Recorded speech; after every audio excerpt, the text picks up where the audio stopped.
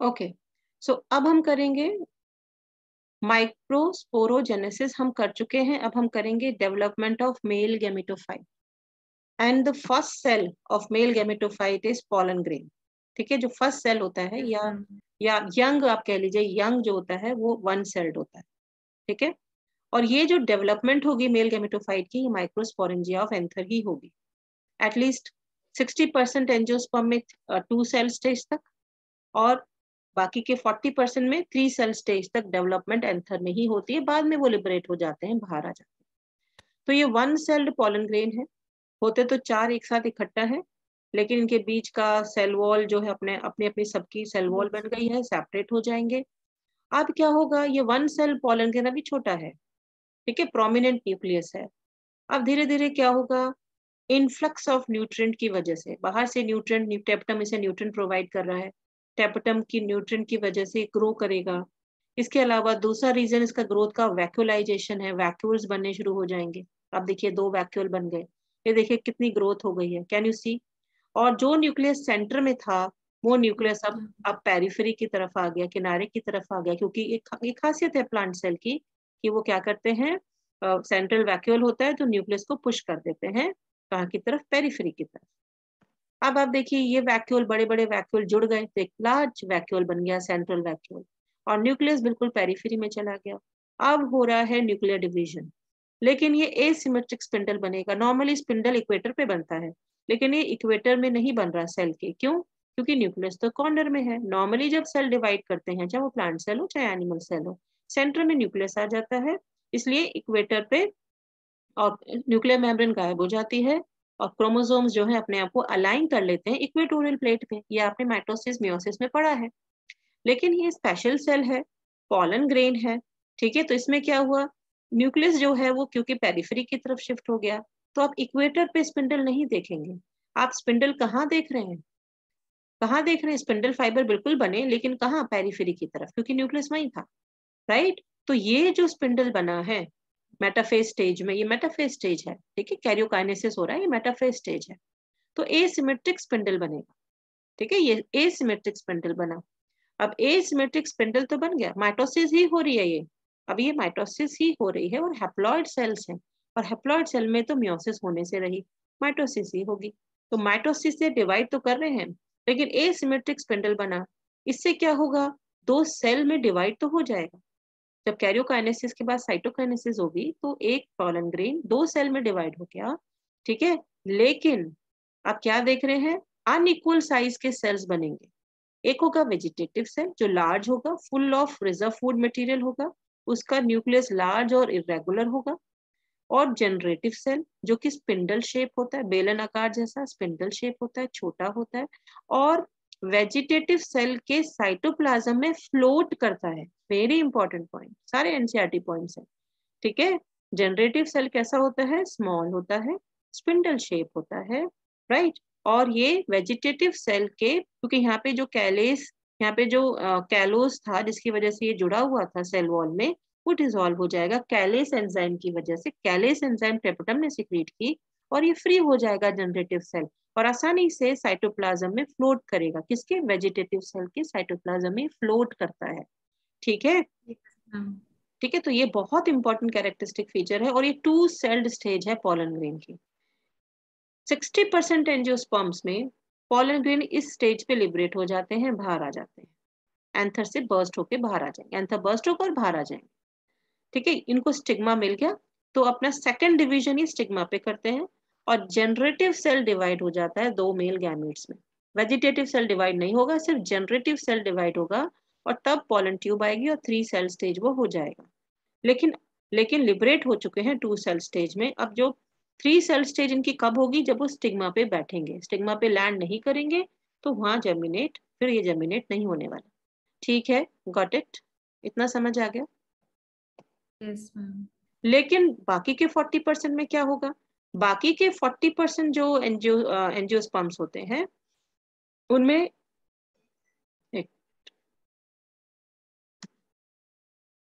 उनमें ये जो पॉलन ग्रेन है, ठीक है, इसका जो जनरेटिव सेल, ये फिर से माइटोटिक सेल डिवीजन में जाएगा, और एक जनरेटिव सेल से 2 मेल गैमीट्स बन जाएंगे। सो एक टोटल पॉलन ग्रेन में आपको 3 सेल्स दिखाई देंगे। एक वेजिटेटिव सेल, इसे ट्यूब सेल भी बोलते हैं, इसके न्यूक्लियस को ट्यूब न्यूक्लियस भी कह देते हैं क्योंकि ट्यूब में आ जाएगा, ठीक है। और 2 मेल गैमीट्स, ठीक है, गॉट इट, जो कि जनरेटिव सेल से बने हैं। अब क्वेश्चन ये आ सकता है कि 3 सेल्ड पॉलन ग्रेन को बनाने के लिए कितने सेल डिविजन्स चाहिए। अब याद रखिएगा कहाँ से पूछा है। अगर पूछा है पॉलन मदर सेल से यानी माइक्रोस्पोर मदर सेल से तो आपको 1 मियोसिस और 2 माइटोसिस बोलने पड़ेंगे। लेकिन अगर पूछा है पॉलन ग्रेन से तो आप बोलेंगे 2 माइटोटिक सेल डिवीजन। 3 सेल बने, लेकिन 3 सेल बने, 4 बनने चाहिए 2 माइटोसिस से, ठीक है, लेकिन कितने बने, 3 सेल्स। क्लियर? Yes ma'am. और यहाँ भी आपको घुमा सकते हैं, ये कह सकते हैं कि 10 माइटोसिस हुए, ठीक है, तो बताइए कितने सेल्स टोटल बनेंगे पॉलन ग्रेन्स में। पॉलन ग्रेन नहीं पूछ रहे हैं, सेल्स पूछ रहे हैं। तो आपको पता है कि अग्रिमा कहाँ थी भाई?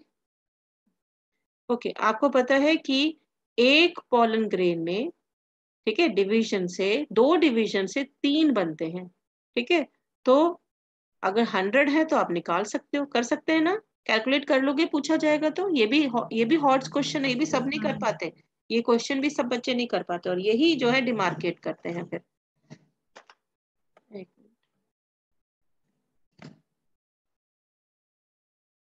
हेलो, हाँ अग्रिमा, गुड आफ्टरनून। हाँ बेटा, हाँ क्लास थी, रिकॉर्ड कर रही हूँ मैं।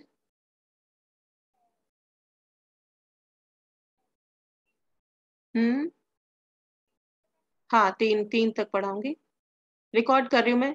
हाँ, आप तो एंटर हुए हो। हेलो, हाँ आप हो गई, हाँ ठीक है,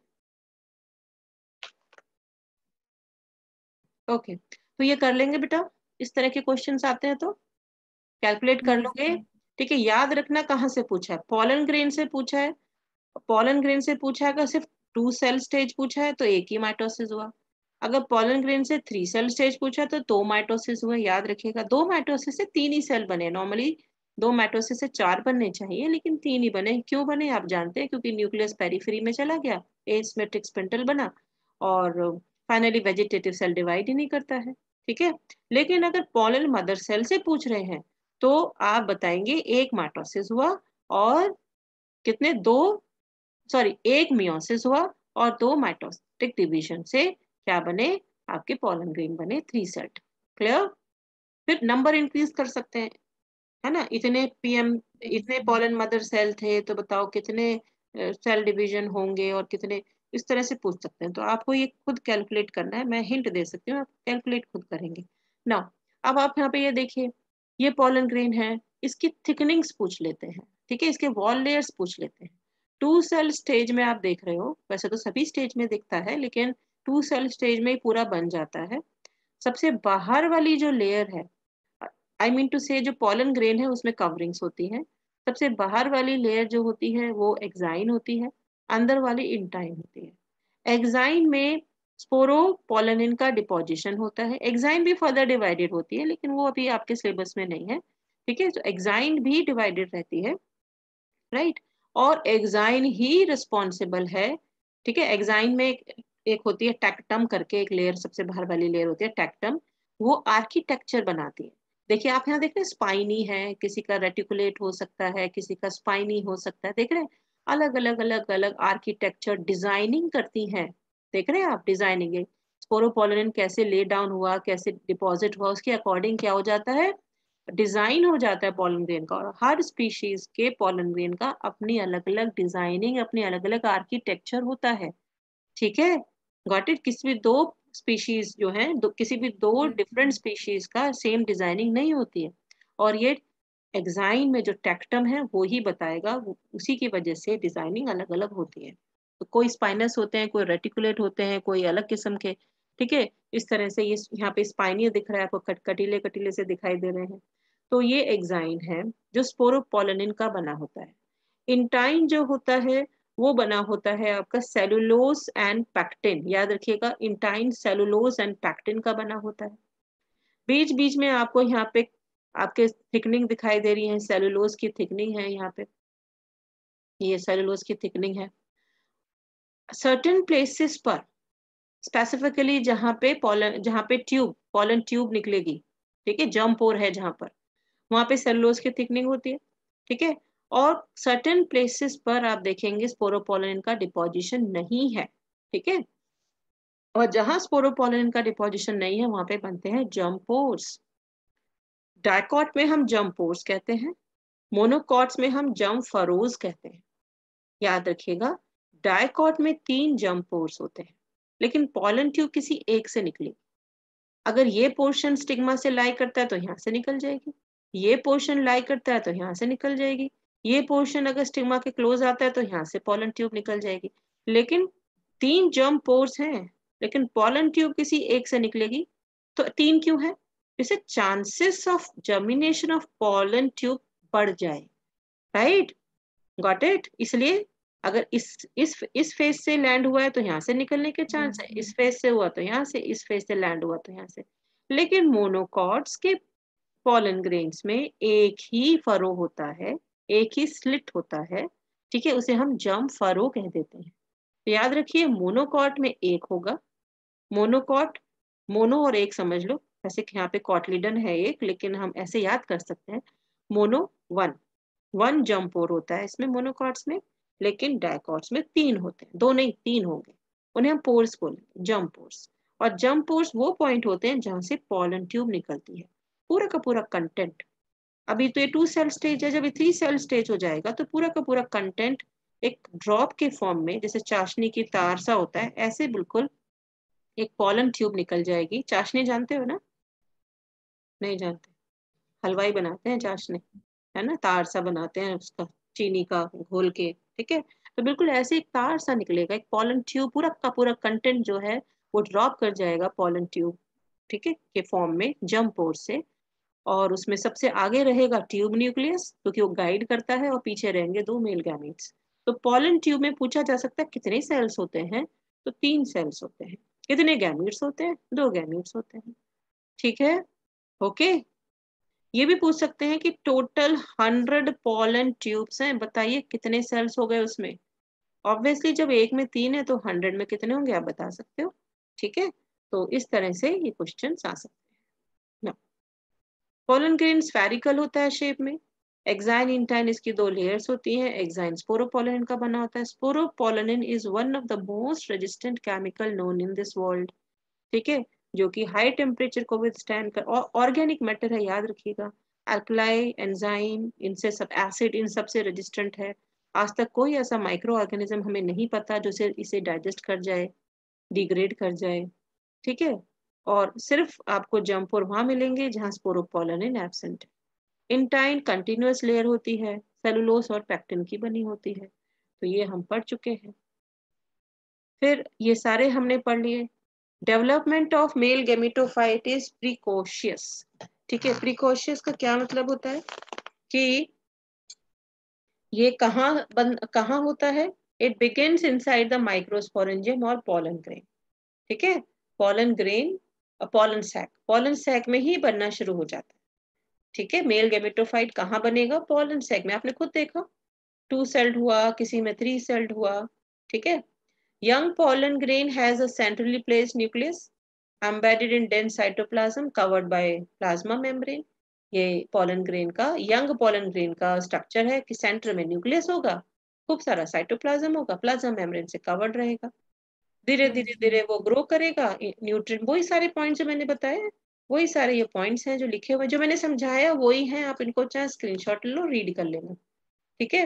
ये रिकॉर्डिंग तो हो ही रही है, तब आप स्क्रीनशॉट ले लेना चाहे, ठीक है। ये वही सारे पॉइंट्स हैं जो मैंने आपको बताए हैं, ठीक है। ये देखिए, है ना, अगर 2 सेल स्टेज से लिबरेट हो रहा है तो स्टिग्मा पे जाके जर्मिनेट होगा, और स्टिग्मा पे भी कौन सा? कंपैक्टेबल वन। जो कंपैक्टेबल वन है वही पॉलन ग्रेन जर्मिनेट होगा, सब नहीं हो जाएंगे। वहां से वो वाटर एब्जॉर्ब करेगा, ठीक है, water on nutrient, water nutrient from the stigmatic secretion, germ pore से ये जो है एब्जॉर्ब करेंगे न्यूट्रिएंट्स को, और पॉलन ग्रेन जो है वो जर्मिनेट कर जाएगा in the form of pollen tube. तो ये हो गया। ये सारे वही पॉइंट से मैं पढ़ा चुकी हूँ आपको। Yes, ma'am. अब आ जाइए पॉलन एलर्जी, ठीक है, एंड फूड सप्लीमेंट्स। देखिए बहुत सारी ऐसी स्पीशीज होती हैं प्लांट्स की जिनके पॉलन ग्रेन हमें एलर्जी कर सकते हैं। जैसे जैसे अस्थमा एक एलर्जी है, ब्रोंकाइटिस एक एलर्जी है, हे फीवर एक एलर्जी होती है, ठीक है। तो इस तरह से पॉलन ग्रेन के इनहेल करने से, ठीक है, या स्किन के कांटेक्ट में आने से कुछ लोगों को एलर्जी हो जाती है, ठीक है। तो पार्थेनियम, जिसे कांग्रेस ग्रास भी कहते हैं, जिसे कैरेट ग्रास भी बोलते हैं, ये इंडिया में हम हमें मिल गई थी, इंपोर्ट कर ली थी हमने, अमेरिका ने हमें दे दी थी, ठीक है। और उन्होंने जब हमें गेहूं दिए थे कांग्रेस के टाइम पे, नेहरू थे उस समय, जवाहरलाल नेहरू, तो उस समय पे हमने गेहूं मंगवाया था अमेरिका से, ठीक है, इंपोर्ट किया था। तो उन्होंने एक तो स्टार्च निकला हुआ हमें गेहूं दे दिया, और साथ में उसे कंटामिनेट भी कर दिया, ठीक है, किससे? इस पार्थिनियम से, पैरेट ग्रास से, कांग्रेस ग्रास इसीलिए कहते हैं इसे। Yes, और ma'am. अब ये इतना स्प्रेड करता है, कितना भी काट लो, कितना भी जला दो, फिर से आ जाता है। और बहुत फास्ट ये प्रोपोगेट करते हैं, ठीक है, राइट। और इसके पॉलन ग्रेन एलर्जी करते हैं। नॉट ओनली दिस, ये प्लांट हमारे लैंड को स्टेराइल भी करता है। तो समहाउ आप कह सकते हो ये एक तरह का बायो वॉर था, कि इस तरह की चीजें दूसरे कंट्री भेज देती है कि क्या हो जाए, हमारी भूमि बंजर हो जाए, हमारे जानवर मर जाएं, एलर्जी हो जाए, बीमारियां हो जाए। तो कह सकते हो कि एक तरह का ये बायो वॉर रहा होगा, ठीक है। बाकी जो भी है साइंटिस्ट जानते हैं, बट यस, समहाउ ये बायो वॉर के फॉर्म में आ Yes, सकता है। ma'am. पॉलन, अच्छा ये तो हो गया हार्मफुल इफेक्ट्स, ठीक है। अब बहुत सारे ऐसे भी स्पीशीज हैं जिनके पॉलन ग्रेन न्यूट्रिएंट रिच होते हैं, ठीक है। और आजकल फैशन है कि इनके टैबलेट्स बनाए जा रहे हैं, इनके फूड सप्लीमेंट्स बनाए जा रहे हैं, इनको एथलीट्स लेते हैं, इसको स्पोर्ट्स पर्सन लेते हैं, इनको हॉर्स रेसेस में यूज किया जाता है, just to increase muscle strength, just to increase performance, ठीक है। तो ये जो है अवेलेबल है मार्केट में सिरप्स के फॉर्म में, टैबलेट्स के फॉर्म में। तो फायदेमंद भी है पॉलन ग्रेन, यानी इनकी इकोनॉमिक इंपॉर्टेंस है, हार्मफुल भी है और यूजफुल भी है। अब नेक्स्ट आता है pollen viability factors and pollen banks. For sure एक क्वेश्चन यहाँ से आता है, और बहुत छुपी सी लाइन है, बच्चे छोड़ देते हैं इसे, ठीक है। पॉलन वायबिलिटी क्या होती है? वो period from which pollen grain remain viable is highly variable and to some extent depend on the prevailing temperature and humidity, ठीक है। यानी कि कितने टाइम पीरियड तक पॉलन ग्रेन वाइबल रहेगा, जिंदा रहेगा। उसके बाद अगर पॉलिनेशन करते हैं तो पॉलिनेशन नहीं होगा, क्योंकि पॉलन ग्रेन स्टिग्मा पे जर्मिनेट ही नहीं करेगा। So this is what is called pollen viability. How long pollen remain alive is capable to germinate on stigma. Afterwards, it would not. तो वो होती है pollen viability. और किस पे डिपेंड करता है? टेम्परेचर, मैंने हाईलाइट किया तो इंपॉर्टेंट है। टेम्परेचर एंड ह्यूमिडिटी पे, सारे एनसीईआरटी पॉइंट्स हैं, आपको आसानी से मिल जाएंगे एनसीईआरटी में। टेम्परेचर एंड ह्यूमिडिटी, ठीक है। पूछ सकते हैं कौन से फैक्टर्स पे पॉलन वायबिलिटी डिपेंड करती है, तो आप लिखेंगे टेम्परेचर एंड ह्यूमिडिटी पे, ठीक है, राइट। Yes, ma'am. अच्छा, आप एग्जाम्पल पूछ सकते हैं।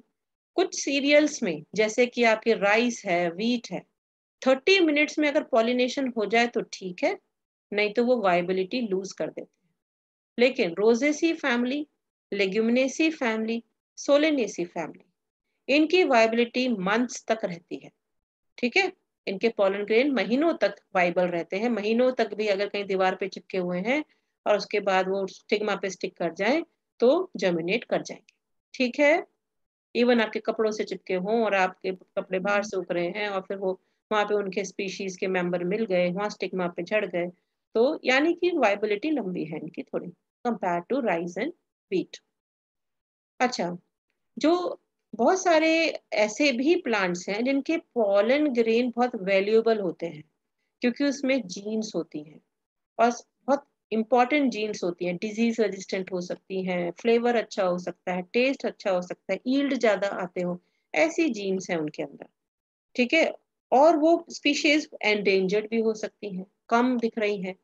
तो आप क्या कर सकते हो, ब्रीडिंग प्रोग्राम के लिए उन पॉलन ग्रेन को क्रायो प्रिजर्व कर सकते हो। क्रायो का मतलब होता है लो टेम्परेचर प्रिजर्वेशन। अगर आप नाइट्रोजन गैस को -196 डिग्री सेल्सियस टेम्परेचर दोगे और 2000 पास्कल प्रेशर दोगे तो गैस लिक्विड में कन्वर्ट हो जाती है। और इस लिक्विड को हम एक सिलेंडर होता है, जैसे गैस सिलेंडर होता है, ऐसी सिलेंडर होता है, उसमें भर देते हैं। लिक्विड है तो आसानी से भर सकते हैं और उसमें हम पॉलन ग्रेन को स्टोर कर सकते हैं। ठीक है, -196 डिग्री सेल्सियस पे और 2000 पास्कल प्रेशर पे नाइट्रोजन गैस लिक्विड हो जाती है, लिक्विफाई हो जाती है और उसे हम स्टोर कर लेते हैं एक सिलेंडर में। और उसमें हम अपनी चीजों को, पॉलन ग्रेन है, सीड्स हैं, एग्स हैं, स्पर्म्स हैं, ठीक है, उनको हम स्टोर कर सकते हैं और जब भी हमें इनको चाहिए हम उनको यूज कर सकते हैं। ठीक है, तो पॉलन बैंक्स हो गए, अगर पॉलन बैंक स्टोर करके रखे हुए हैं, प्रिजर्व करके रखे हुए हैं। सीड बैंक हो गए, अगर सीड्स को किया है। ओवम बैंक, स्पर्म बैंक, सब ये क्रायो प्रिजर्वेशन की ही देन होती है। Got it? और ये क्रॉप ब्रीडिंग प्रोग्राम में काम आते हैं। ठीक है, pollen bank, seed banks yes, breeding program में काम आते हैं क्योंकि वैल्यूएबल जीन्स, ऐसे प्लांट्स के पॉलन ग्रेन आपने स्टोर कर लिए जो बहुत उनमें अच्छी क्वालिटीज थी और ब्रीडिंग के लिए आपको चाहिए, हाइब्रिडाइजेशन प्रोसेस के लिए। तो कुछ क्वेश्चन आंसर्स हैं।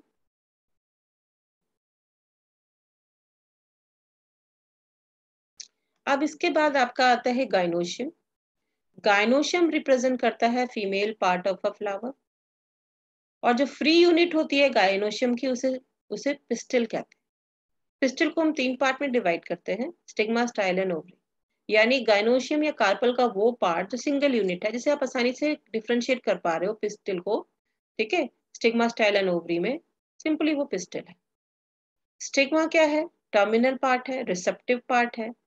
यहीं पे पॉलन ग्रेन लैंड करेंगे, जर्मिनेट करेंगे। अगर 2 सेल स्टेज है तो अपना थर्ड, जो आपका जो सेकंड सेल डिवीजन है वो वहीं पे कंप्लीट करेंगे, second mitotic cell division 2 pollen grain बनाने के लिए। स्टाइल इलोंगेटेड होता है, पतला होता है, लंबा होता है, जिससे कि स्टिग्मा को पेटल से ऊपर ले जाए, तो स्टाइल जनरली लंबी होती है। बेसल जो पोर्शन होता है वो ओवरी होता है, बल्ज पोर्शन।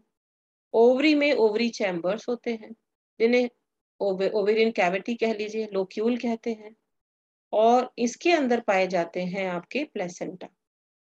ठीक है, प्लेसेंटा से क्या निकल के आएगा?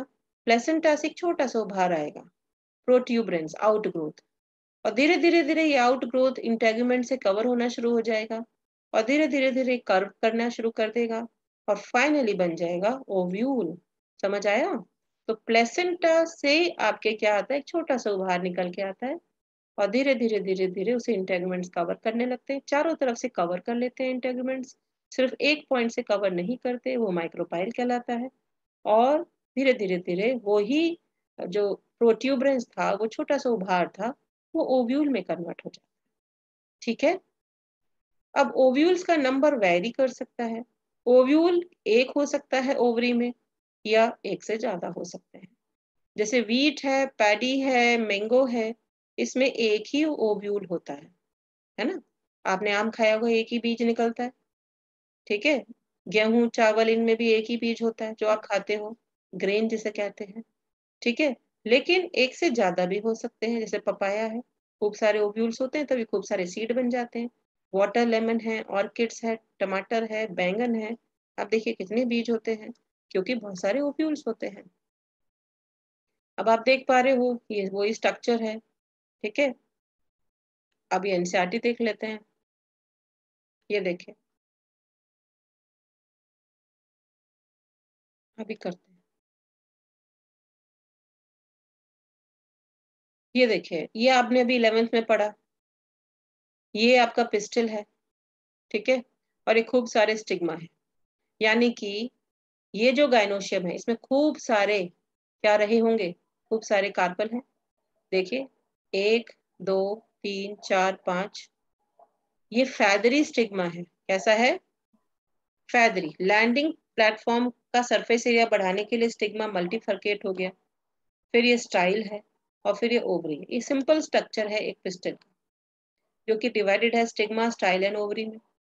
लेकिन ये अगर ये तो एक सिंगल पिस्टल है, ठीक है, जिसका स्टिग्मा मल्टीफरकेट है, मल्टी डिवाइडेड है। लेकिन ये दो देखिए, बहुत इंपॉर्टेंट है बेटा, बहुत फिगर के, इसमें जो ये फिगर बनी है इसी के नीचे इसका आंसर भी है, यहाँ से भी क्वेश्चन आ जाते हैं। तो अब आप देख रहे हैं ये क्या है, ये पेपेवर है, पेपेवर पॉपी प्लांट इसमें ही आता है, इसी पेपेवर सोमनीफेरम बोलते हैं। आप देख रहे हैं कि इसमें खूब मल्टी कार्पलरी है, ये खूब सारे कार्पल हैं, लेकिन सारे कार्पल फ्यूज्ड हैं आपस में, तो ऐसी कंडीशन कहलाती है सिनकार्पस। लेकिन ये है मिशेल या माइकेलिया बोलते हैं कुछ लोग, चंपा को कहते हैं। इसमें आप देखिए ये भी मल्टी कार्पलरी है, खूब सारे कार्पल हैं, लेकिन ये फ्री है।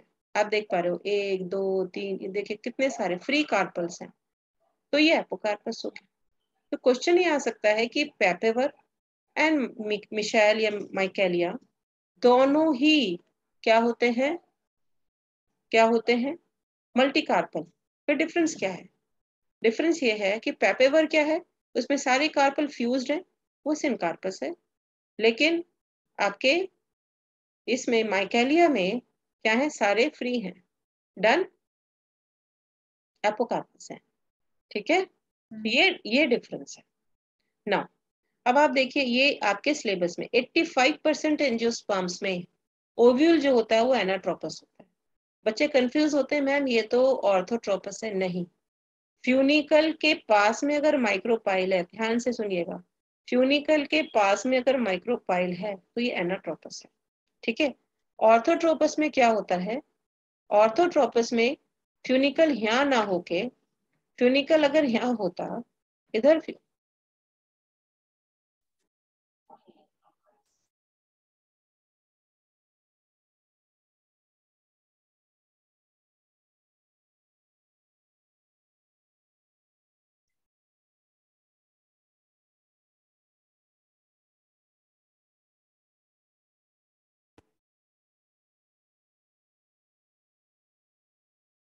ओके, अगर फ्यूनिकल इस तरफ होता, ठीक है, let me draw it, funicle इधर ना होकर अगर फ्यूनिकल इस तरफ होता तो ये ऑर्थोट्रोपस ओव्यूल होता, यानी ये माइक्रोपाइल हो गया और ये फ्यूनिकल हो गया। लेकिन अगर फ्यूनिकल और micropyle they lie close in close vicinity, बिल्कुल पास पास है, तो ये कैसा ओव्यूल है, एनाट्रोपस। आप देखिए ये माइक्रोपाइल है और ये आपका फ्यूनिकल है। So the stock of the ovule is called funicle. ठीक है, now this ovule is covered from all the sides, चारों तरफ से ओव्यूल कवर्ड है बाय इंटेगुमेंट्स। ये आउटर इंटेगुमेंट हो गया, ये आउटर इंटेगुमेंट हो गया, ये इनर इंटेगुमेंट हो गया।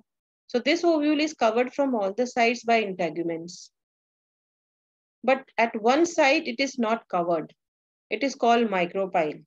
ये वही पॉइंट है जहां से पॉलन ट्यूब की एंट्री होगी, जनरली, नॉट ऑलवेज, जनरली यहीं से पॉलन ट्यूब एंटर होता है, इसे पोरोगैमी कह देते हैं। चैलेजोगैमी भी होती है, लेकिन ये पोरोगैमी ज्यादातर होती है। इसके अलावा आप क्या देखेंगे, ओव्यूल की जो बॉडी होती है, यंग बॉडी, वो सिंपल पैरेन्काइमेटस टिश्यू की बनी होती है, जिसे न्यूसेलस कहते हैं। ठीक है, इसके अलावा फिर इसमें एक स्पेशल सेल बनेगा, मेगास्पोर मदर सेल, उसमें मियोसिस होगी, फिर मेगास्पोर्स बनेंगे, फिर मेगास्पोर सक्सेसिव न्यूक्लियर डिविजन्स में जाएंगे, फिर साइटोकाइनेसिस होगा और फाइनली बन जाएगा एम्ब्रियोसैक।